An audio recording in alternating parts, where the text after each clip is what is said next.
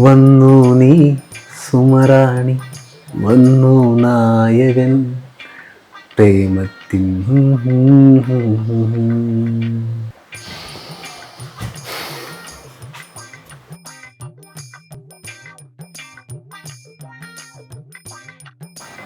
എന്തിലേക്കാ?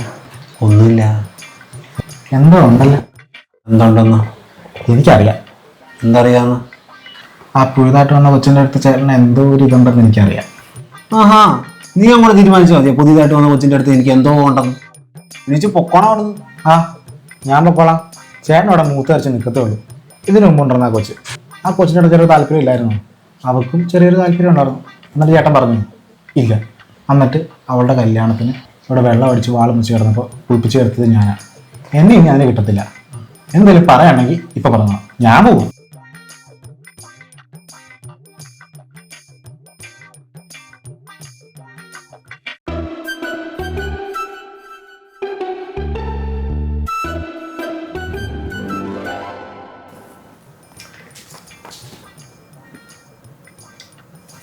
നിമ്മിക്കൊച്ചെ, എന്തേട്ടാ?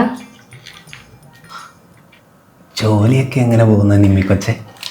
കുഴപ്പമില്ലേട്ടാ, നന്നായിട്ട് പോകുന്നു. എന്താവശ്യമുണ്ടേലും ഈ അഭിയേട്ടനോട് പറയാൻ മടിക്കണ്ട കേട്ടോ. ആ ചേട്ടാ, പറയാം. ഈ അഭിയേട്ടൻ നോക്കും നിന്നെ. ഞാൻ ഒരു കാര്യം പറഞ്ഞാൽ ബുദ്ധിമുട്ടാവോ? ഏയ്, എനിക്കൊരു താറാമുട്ട വാങ്ങിച്ചു തരുമോ ചേട്ടാ? താറാമുട്ടയോ?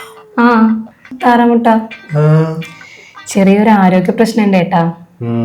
എല്ലാ ദിവസവും ഓരോ താറാമുട്ട വീതം കഴിക്കണം. ഇന്ന് മറന്നുപോയി. മേടിച്ചു തരാട്ടോ. ആ,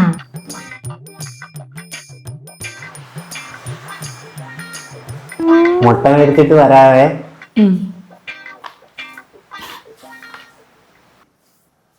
ഇന്നെന്താ പറഞ്ഞു? താറാമുട്ട.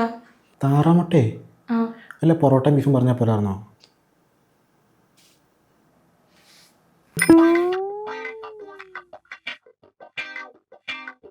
നിമ്മിക്കൊച്ചെ, അയ്യോ എന്തേട്ടാ ഇത്രയും മുട്ട?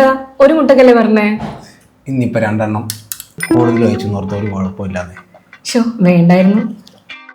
മിച്ചമുണ്ട്, ഈ അഭിയേട്ടൻ കഴിച്ചോളാന്നേ. അത് വേണ്ട, ബാക്കി ഞങ്ങൾ കഴിച്ചോളാം.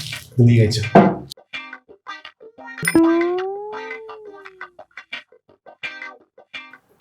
പോട്ടെ ഏട്ടാ, വിട്ടുകളാം. എനിക്കൊരു മുട്ട മതി. പിള്ളേരൊന്നും ഒരു മാനേഴ്സ് ഇല്ലാതെ നിമ്മിക്കൊച്ചെ പെരുമാറുന്നു. എനിക്കൊരു മുട്ട മതി ഏട്ടാ. നാളെ ആരും അറിയാതെ കൊണ്ടുതരാട്ടോ. പിന്നെ ആ, നാളെ തൊട്ട് വീട്ടിൽ നിന്ന് മുട്ട കഴിക്കണ്ട കേട്ടോ. 1000 മുട്ട ഈ അഭിച്ചേട്ടൻ കൊച്ചിന് മേടിച്ചു തരും. ഓ, 1000 മുട്ടയൊന്നും വേണ്ട ഏട്ടാ, ഒരു മുട്ട മതി. അതെ, ആ ബാക്കി മുട്ടയുടെ കാശം കയറി പറഞ്ഞെങ്കിൽ ബൈക്കിന്റെ EMI അടയ്ക്കായിരുന്നു. പോടാ.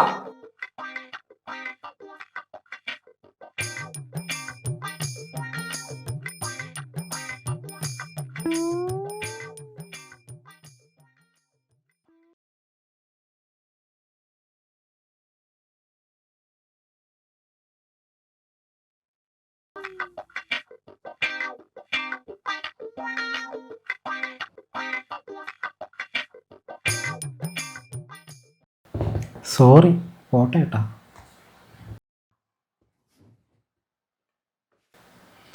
അതെ, ഒരു കാര്യം പറയണ്ടായിരുന്നു.